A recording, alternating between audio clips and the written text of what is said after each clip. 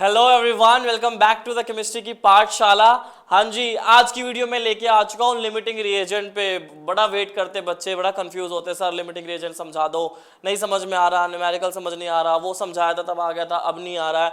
कोई बात नहीं, इस वीडियो से ऐसे एक दो एग्जाम्पल समझाऊंगा, एक न्यूमेरिकल कराऊंगा कि पूरा कॉन्सेप्ट क्लियर हो जाएगा। तो चलिए आज की वीडियो शुरुआत करते हैं लिमिटिंग रिएजेंट पे। देखो कुछ ना कुछ है ना, ऐसे हमारे टॉपिक्स होते हैं कि जिनके नाम में ही मतलब छुपा होता है कि अगर आपको नाम वो उसका मीनिंग ही वही समझ में आ गया तो आधा कॉन्सेप्ट तो माइंड में वही क्लियर हो जाता है कि है किस पे हमारा कॉन्सेप्ट। तो लिमिटिंग रिएजेंट, तो लिमिटिंग में थोड़ा लिमिट मतलब हद में, कहते हैं ना लिमिट में बात करें भाई मेरे से। लिमिटिंग रिएजेंट मतलब लिमिट जो कोई लिमिटेड अमाउंट में है, और रिएजेंट मतलब जो आपका रिएक्टेंट है, जो रिएक्टेंट पूरी रिएक्शन के दौरान पहले खत्म होता है और दूसरा रिएक्टेंट बचा रहता है। तो जो पहले खत्म हो चुका है, पहले ही लिमिट अमाउंट में है, उसको हम बोलते हैं लिमिटिंग रिएजेंट। बड़े सिंपल एग्जांपल से मैं आपको समझाता हूं। एक मैं आपको चाय बनाना सिखाता हूं आज, ठीक है। और है ना, अपना इसमें दिमाग मत लगाना, हम तो ऐसे बना लेंगे वैसे बना लेंगे, ठीक है। हमारी भी मान लो ऐसे बनानी है चाय आज। 1 टेबल स्पून आपने टी ली है प्लस 1 कप मिल्क, तो इससे आपकी बनेगी 1 कप टी। 1 क्या बनेगी? 1 कप टी बनेगी, ठीक है। कप टी मत बनाना, बस कप टी बना लेना। तो 1 टेबल स्पून टी आपने यूज करी और आपने 1 कप मिल्क लिया, ये कोई स्टैंडर्ड है। आप मत कहना सर मैं तो हाफ टेबल स्पून टी से भी बना लूंगा। बना लोगे भाई, आप बनाने को तो पता नहीं क्या क्या बना सकते हो, लोगों को बना ही रहे हो आप, मुझे उसे मतलब नहीं है। हम यह स्टैंडर्ड फिक्स मान लिया है। अब आपके मान लीजिए आपके घर पे मेहमान आ चुके हैं, 5 मेहमान आए, मम्मी ने बोला जाओ बेटा चाय बना के लेकर आओ। आजकल तो लड़कों को भी चाय बनानी आती है भाई, मुझे भी चाय बनानी आती है, नहीं आती तो सीख लेना आप लोग, ठीक है। बड़ा काम आता है आपको, ठीक है। और कुछ मत बनाना, चाय बनाना सिर्फ। तो मान लीजिए 5 गेस्ट आए, तो आपको स्टैंडर्ड पता है कि यार 1 कप चाय के लिए मुझे 1 कप मिल्क लगेगा, तो 5 लोगों के लिए कितना लगने वाला है? 5 ही लगेगा। बट जब आप किचन में गए, आपने देखा मेरे पास सिर्फ 4 कप मिल्क रखा हुआ है। कितना रखा हुआ है? 4 कप मिल्क। 4 गेस्ट के लिए, 4 अतिथि के लिए, मेहमानों के लिए आपने 4 टेबल स्पून टी तो डाल दी, लेकिन आपके पास मिल्क तो है ही नहीं, ठीक है। हाँ पता है भाई, मिलावट कर दोगे, पानी मिला दोगे, कुछ भी, बट उस चीज को सब कुछ साइड में रखो। हम वो कोई चाय नहीं बना रहे हैं बिल्कुल। अभी अपने पतीला चढ़ा दिया किचन में जाके, अपने सर हमने तो चढ़ा दिया, अब क्या करे, गैस थोड़ी आए है कि चाय थोड़ी बनानी है। कॉन्सेप्ट समझो कि स्टैंडर्ड क्या था। जब तक पहले स्टैंडर्ड, फिर आप जो गिवन दिया हुआ है। स्टैंडर्ड था 1 table spoon T, 1 cup milk लेके आपको 1 कप टी बनानी है। आपके पास घर में 5 गेस्ट आ गए, 5 कप मिल्क चाहिए था, बट है आपके पास 4 कप, तो लिमिट अमाउंट में कौन है? मिल्क। बस मिल्क आपका लिमिटिंग रिएजेंट हो गया। पहला कॉन्सेप्ट क्वेश्चन इसी में। सेकंड, अच्छा प्रोडक्ट कितना बनेगा, कितने कप चाय बन सकती है? तो मैं बोलूंगा कि भाई मम्मी 4 कप टी ही बन सकती है। ये किसने डिसाइड किया? ये इस मिल्क ने डिसाइड किया, जो कि लिमिटिंग रिएजेंट था। तो मुझे एक नई चीज भी पता चलती है कि जो प्रोडक्ट बन रहा होता है, जो अमाउंट है वो किस पे निर्भर करती है, किस पे कौन डिसाइड करता है? लिमिटिंग रिएजेंट डिसाइड करता है कि भाई इतनी है तो इतनी बन सकते हैं, मैं इससे ज्यादा क्या कर सकता हूं। आया समझ में आप लोगों को? सिंपल सी है। मान लीजिए भाई आपको एक कार की बॉडी में 4 टायर लगने वाले, कितने लगने वाले हैं? 4 टायर लगने वाले, और आपको ऐसे ही 10 कार बनानी है। 10 कार के लिए 4 टायर, एक के लिए 4 टायर, तो 10 कार के लिए कितने लग जाएंगे? 40। बट आपके वहां स्ट्रोक में सिर्फ 30 है, लिमिटिंग रिएजेंट टायर है। अब कितनी कार बन सकती है? कितनी बन सकती है? तो एक कार में 4 है और हमारे पास 3 है, तो 28 टायर यूज हो सकते हैं, तो 7 हमारी गाड़ियां बन सकती है। इस तरीके से हम लोगों ने यहाँ इस कॉन्सेप्ट को यूज करना है। ये कॉन्सेप्ट मैंने आप लोगों को समझाया थोड़े अलग हटके एग्जाम्पल देके, ऐसे आप कितने ही example day to day life में बना सकते हो। अब हम बात करते हैं केमिस्ट्री के कॉन्सेप्ट पे कि केमिस्ट्री के कॉन्सेप्ट में कहाँ यूज होता है और किस तरीके से हम लोग लिमिटिंग रिएजेंट निकालते हैं। सुनिए, जो मैंने यहाँ क्वेश्चन करा है उस क्वेश्चन को मैं दूसरे टर्म से भी करा सकता हूँ। हो सकता है आपके स्कूल में कराया हो, या आप कहीं पे पहले अपने वीडियो देखिए, आपने कहीं पे सुना हो, सीखा हो, वहां पे आपने अलग तरीके से करा हो। बट मुझे वो एक स्टेप क्यों बढ़ाना आगे, मुझे मोल्स के टर्म्स में क्यों निकालना? जब तक आपको नहीं बोला, जब तक आपको गिवन क्वेश्चन में मोल्स की टर्म्स में वैल्यूज नहीं दे रखी, जब तक स्पेसिफाइड नहीं है कि मोल्ट की टर्म्स में निकालो, तो तक आपको नहीं निकालना। तो इजी है कि आप इस टर्म से निकालो। बाकी आपको अगर वो कन्वीनियंट लगता है तो उस तरीके मेथड से भी जा सकता हूं, वो मेथड भी सीख लेंगे, उसमें कोई बड़ी बात नहीं है। इस क्वेश्चन में बोला हुआ है 50 kg of N2 50 kg of N2 and 10 kg of H2 are mixed to produce NH3. क्या बन रहा है? NH3. Rule number 1, step 1 number 1, write a balanced chemical equation. Yes, skeletal equation नहीं चलेगी, बैलेंस केमिकल इक्वेशन चलेगी. आपने N2, H2 और NH3 बनाया, बट बैलेंस करने पे ये 2 और ये 3 और 2 आपका आपस में अभी ऐड हुए हैं, क्योंकि बैलेंस इक्वेशन चाहिए.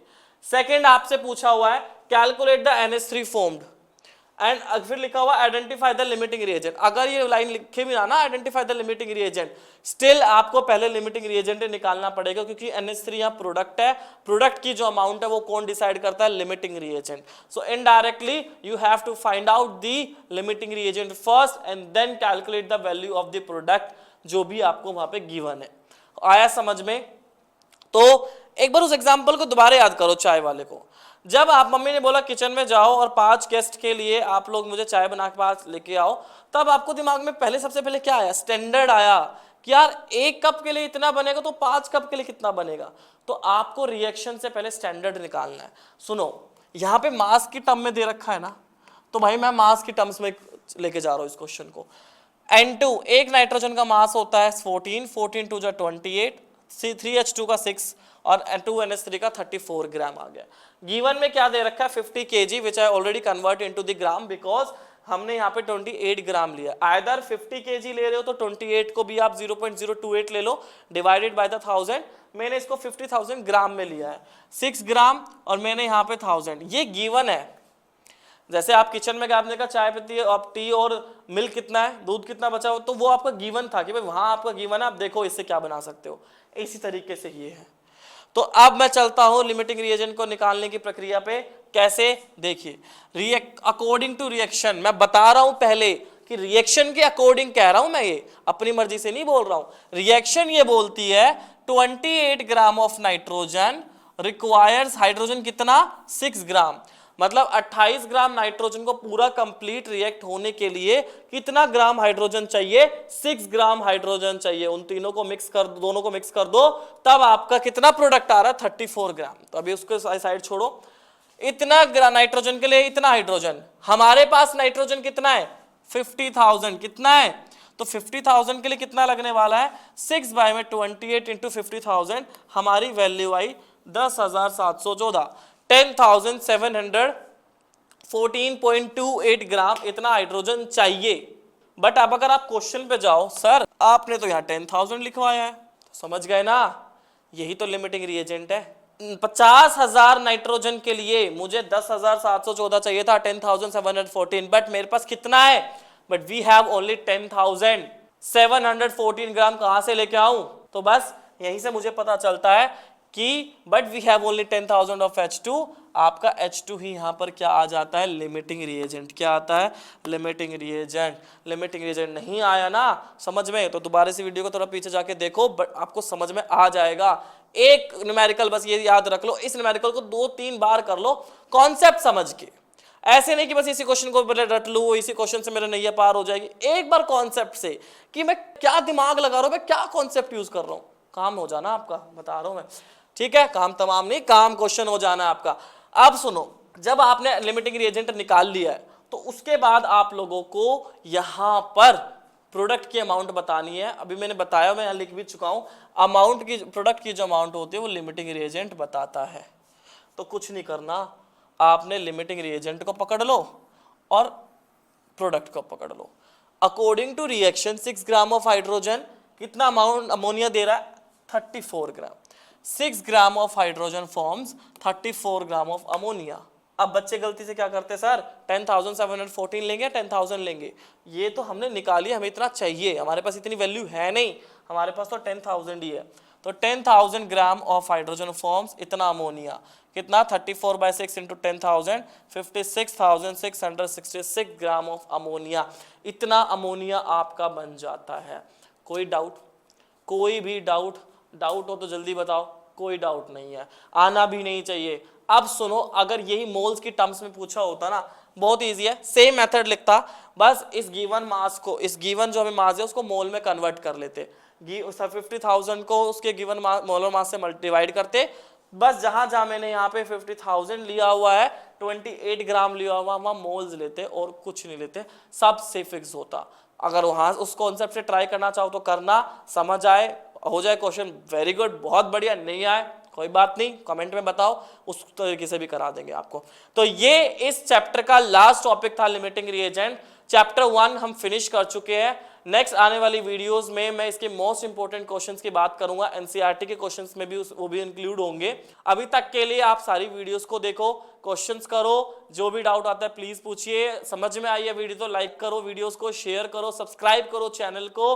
आगे हम नेक्स्ट बात करेंगे second chapter, structure of atom. अभी तक के लिए इसी वीडियो को यहाँ पे एंड करते हैं। Thank you so much students, best of luck, पढ़ाई करते रहो भाई। क्लास 11th है अभी, अभी आप पूरी अच्छे मेहनत से पढ़ लोगे तो 12th आपके लिए बड़ी इजी हो जाएगी। और स्ट्रेस नहीं लेना है, रिलैक्स होके पढ़ना है। चलिए।